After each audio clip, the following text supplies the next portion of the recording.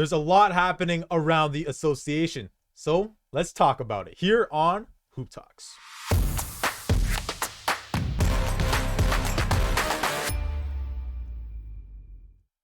What's going on, guys? It's your boy, Jelani Goodridge-Reid, along with Noor Zainab, and obviously Justin Pooni. Let's talk about it, Jelani. Let's talk about it. I know. We were laughing. We were laughing at that intro. Okay. I tried my best. I tried my best. That's your new catcher for the show. Let's talk about it, guys. Let's talk about it. Let's talk about it. Write that down. But hashtag that too. But guys, yeah, there's a lot going on in this league. Obviously, it's a soap opera. And let's go to the West. Let's go to California, Northern California at that. The capital, actually, of California, Sacramento, by the way. Light the beam. But what happened in game 2, right? We obviously know about Draymond Green and the antics, right? And what he did. Sabonis obviously fell down, right? He was on the ground.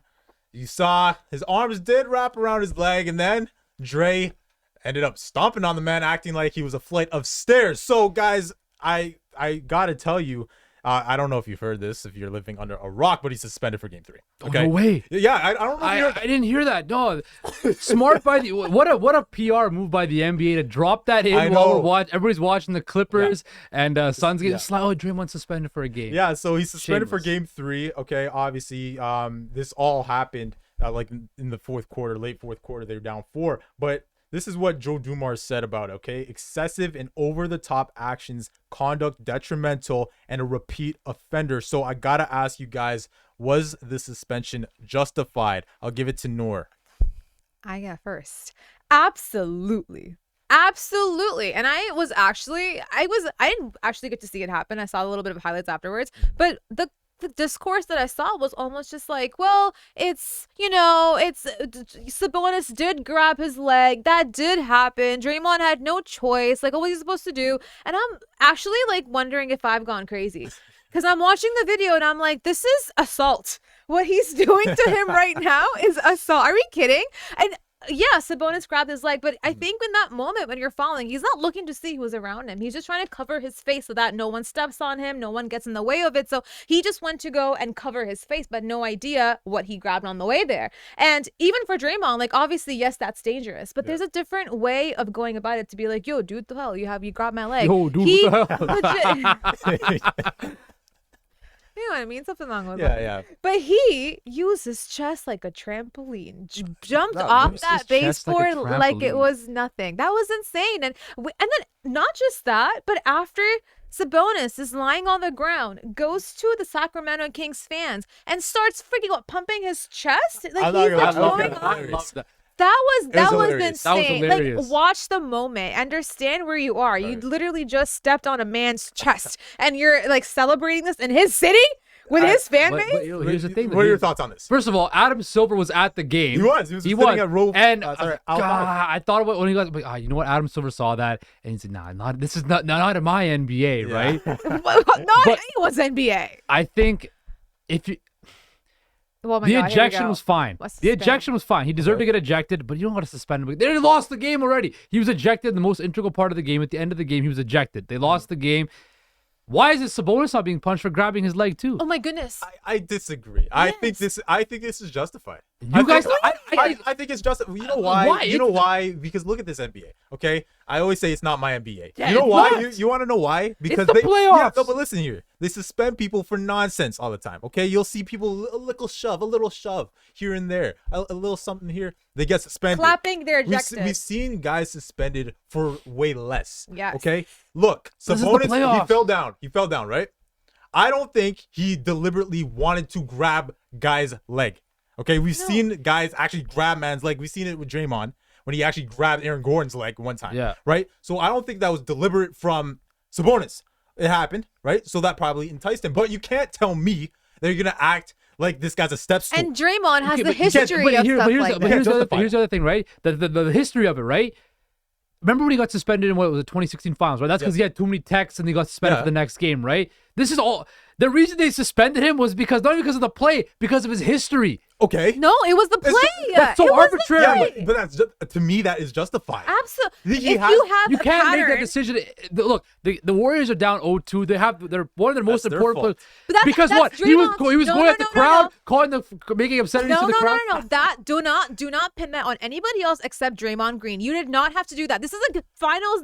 You're in the playoffs. You're about to go to game 3. Your team's losing against the Sacramento Kings. You're gonna go home. Your team needs you, and you're going to assault someone on the court. He was holding his leg. What do you want to do? He wasn't. He barely held I'm going to give anyone the benefit of the doubt in that situation, it's Domantas Sabonis, not Draymond Green. Look, I love Domantas Sabonis, but you can't hold the guy's leg. I love Domantas too, but I'm not even trying to have an agenda here. I'm just saying he literally did not want to hold his leg on purpose. He was covering his face. Okay, but does Draymond know that? Draymond said he knew Draymond is just extra in this situation.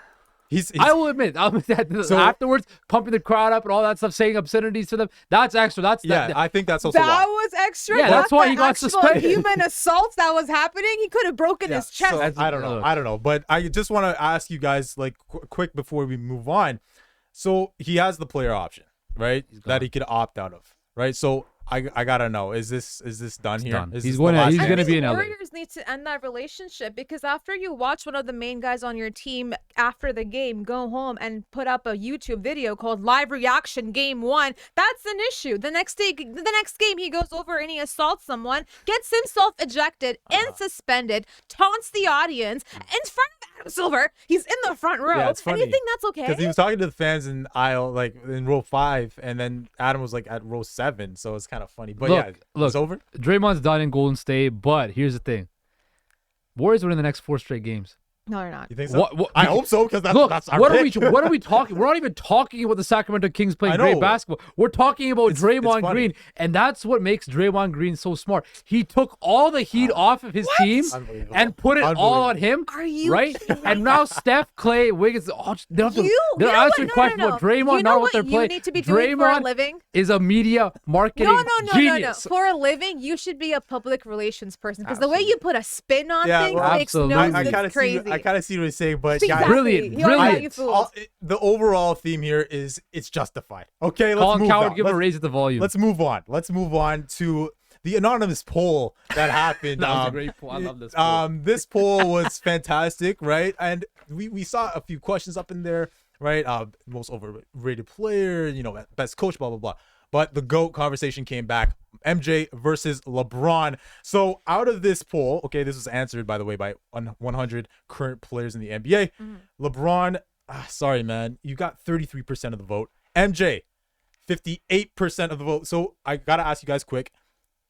Who's your GOAT? Overall GOAT?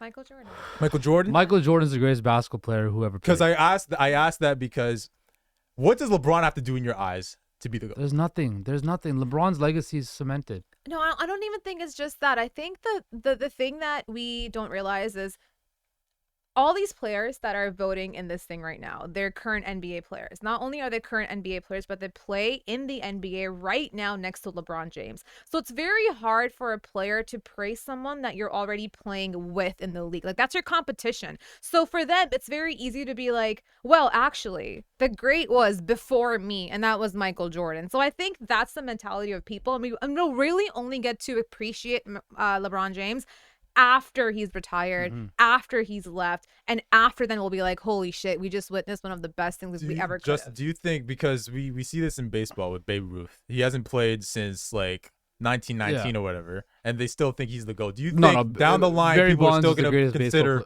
Jordan the GOAT? Look, Rich Paul said it too, and LeBron's guys have said it too. They know, as time goes on, people forget about Michael Jordan. That's why The Last Dance dropped, and now everybody's back. Michael Jordan's smart. Yeah. He put that in there and remind everybody just how great he was. And look, you're talking to the guy who, I'm the biggest LeBron James fan known to mankind, probably. Right? Yeah, exactly. So, but to me, the other takeaway from this poll was that Kobe Bryant got 7% of the vote.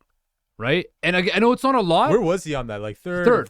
So it was Jordan, LeBron, Kobe, right? Okay. And that just shows you, because when I look at today's NBA landscape, if you poll every player, who are their 3 greatest players?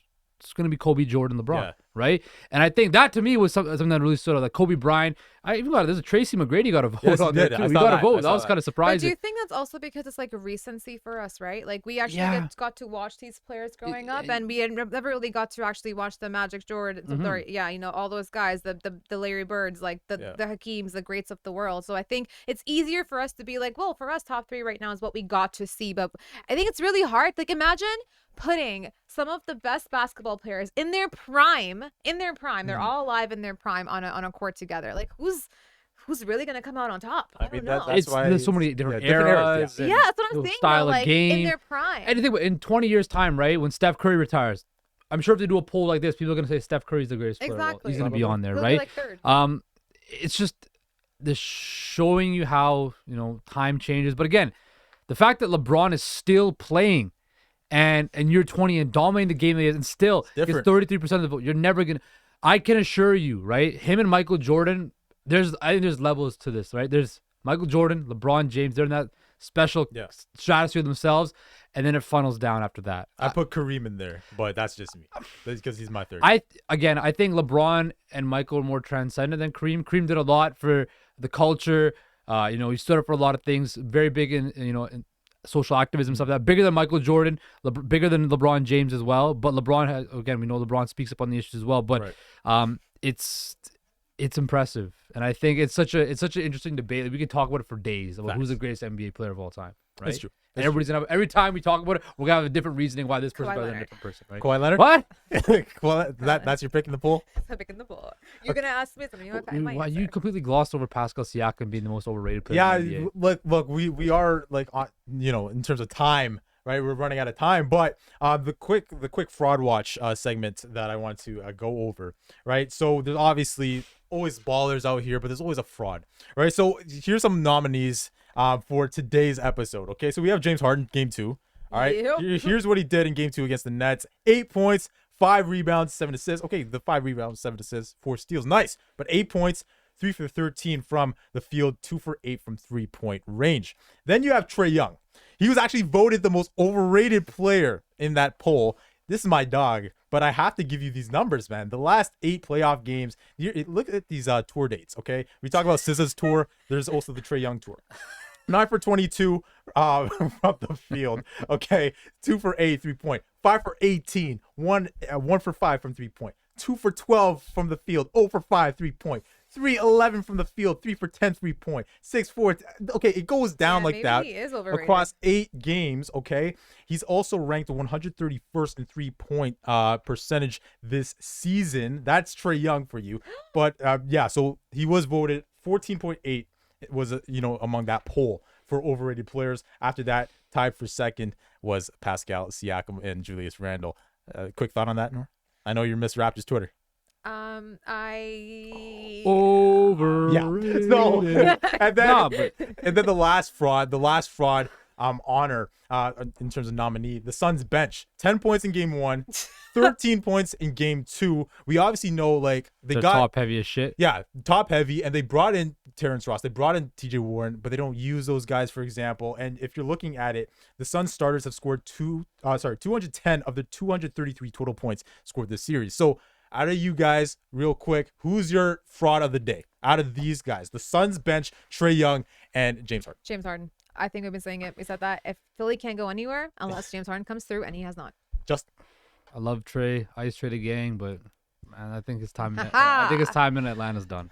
Really? I think they trade him. I think they build around maybe DeJounte, or they get another star. Maybe it's a star for star swap. Maybe Dame for Trae. Maybe they bring in Jaylen Brown. Dame for Trae. Jaylen Brown's an Atlanta guy too. You never know. Hey, I would love DeJounte and Jaylen Brown as a backcourt. I think that's a better backcourt than Trae and DeJounte. Yikes! But all I know is this: the Hawks are in trouble. Okay, but that was the fraud watch. That was around the association. Yes, we went a bit over, but that's okay. Let's talk about it. I know you guys love the conversation. Let's talk about it. See you next time.